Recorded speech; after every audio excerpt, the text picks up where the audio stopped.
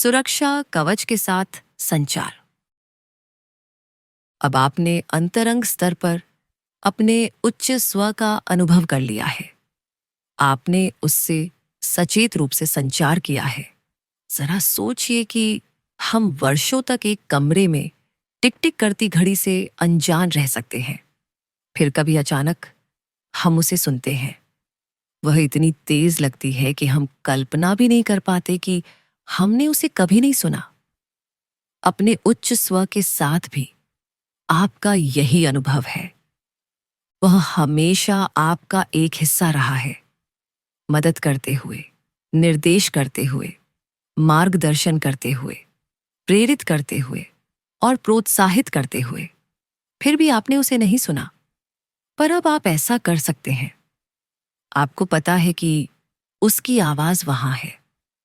अब आपको बस ध्यान केंद्रित करने की आवश्यकता है। जल्द ही आप अपना ध्यान उसके संदेशों पर केंद्रित करना शुरू कर देंगे। लेकिन पहले आपको कुछ सुरक्षा उपाय विकसित करने होंगे। पहला सुरक्षा का उपाय बिन बुलाए प्रभावों से संबंधित है। चूंकि हम सभी जुड़े हुए हैं, इसलिए अन्य लोगों के लिए हमारे विचारों को प्रभावित करना संभव है। ये लोग इस भौतिक दुनिया में, जिसे हम जानते हैं, हो भी सकते हैं और नहीं भी। वे हमारे आसपास के उस विशाल आध्यात्मिक जगत का हिस्सा हो सकते हैं जिसे हम अभी तक नहीं समझ पाए हैं। फिर भी वे वहां हैं और उनमें से कुछ हमारी आभा, हमारी ऊर्जा के क्षेत्र पर आक्रमण करते रहते हैं और हमारे विचारों को प्रभावित करते रहते हैं। ये बिन बुलाए प्रभाव हमारे मन में जो विचार पैदा करते हैं, वे सहायक या हानिकारक, सही या गलत, नकारात्मक या सकारात्मक, डरावने या हर्षित और यहां तक कि सरल भी हो सकते हैं। आप कभी भी निश्चित रूप से नहीं जान सकते कि वे आपके लिए उपयुक्त हैं या नहीं, पर आपके लिए केवल वे विचार ही विश्वसनीय होते हैं जो आपके उच्च स्व से आते हैं। दुर्भाग्य से हम में से अधिकांश लोग अभी तक बिन बुलाए प्रभावों से उत्पन्न विचारों और अपने उच्च स्व के बीच अंतर नहीं कर पाते हैं। चूंकि हम स्वयं अपने स्वामी हैं, इसलिए इसका उपाय बहुत आसान है। आप बस अपने उच्च स्व को छोड़कर सभी के लिए अपनी आभा को बंद कर सकते हैं। यह इस सप्ताह का पहला महत्वपूर्ण पाठ है। जब भी आप लोगों की भीड़ में जाएं, तो कहें, मैं अपने उच्च स्व को छोड़कर सभी के लिए अपनी आभा को बंद करता हूं। जब भी आपको लगे कि आप नकारात्मक वातावरण में हो, जैसे कि बीमारी, दुर्घटना या किसी परेशान व्यक्ति के आसपास, तब भी ऐसा करें। इस सप्ताह शायद आप अपनी आभा को बंद करने के लिए बार बार ऐसा नहीं बोल पाए। इस सप्ताह के अभ्यास के बाद जब भी आपको अपनी आभा को बंद करने की आवश्यकता होगी, आपको अपने आप ही पता चल जाएगा। आपके लिए यह अभ्यास एक सामान्य प्रक्रिया बन जाएगा। आपकी सभी सावधानियों के बावजूद कुछ बिन बुलाए प्रभाव आपके आभा मंडल में प्रवेश कर सकते हैं और आपको पता भी नहीं चलेगा।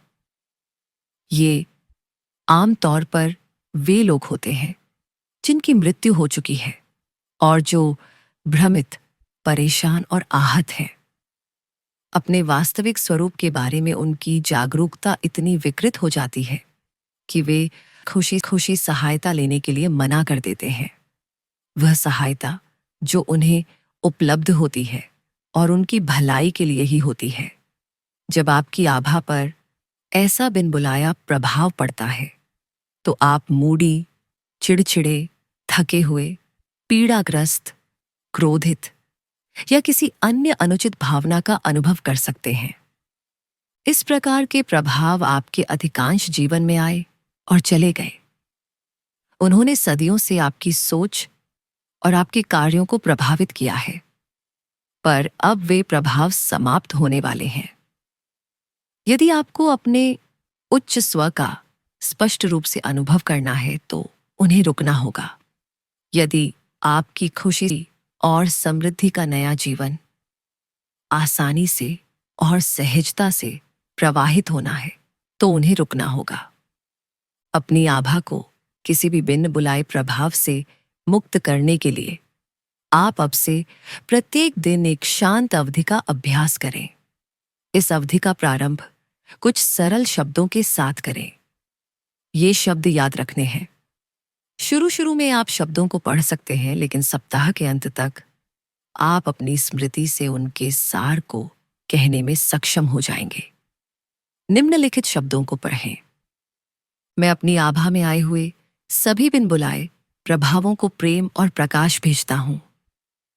आप सभी पूर्ण और स्वस्थ हैं।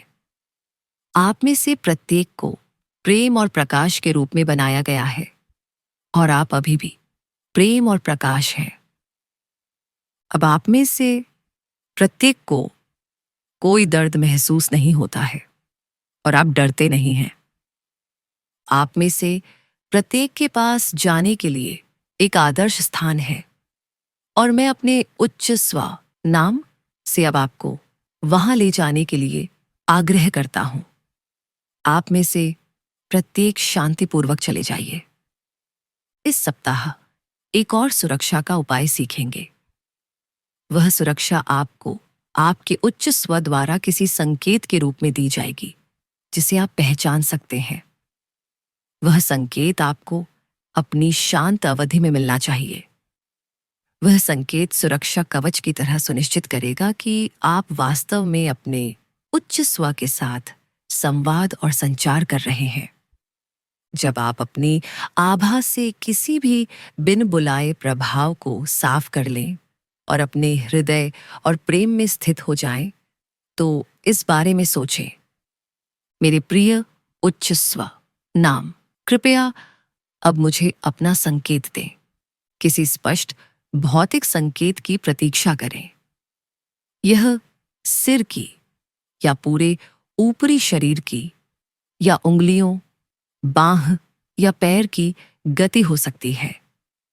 इसलिए बैठना महत्वपूर्ण है ताकि पूरा शरीर चलने के लिए स्वतंत्र हो। यह एक ऐसी हरकत भी हो सकती है जिसके आप आदी हैं, जैसे कि पलकें फड़कना, या यह कहीं कहीं एक अनुभूति हो सकती है जैसे हल्का दुलार या गर्मी या झुंझुनी, या यह एक दृष्टि हो सकती है, या तो एक स्पष्ट चित्र या बस प्रकाश, या यह कुछ ऐसा हो सकता है जिसे आप सुनते हो। केवल दो बातें निश्चित हैं। संकेत सुखद होगा और जब भी आप संकेत मांगे तो आपको संकेत दिया जाना चाहिए। यह संकेत बहुत महत्वपूर्ण है।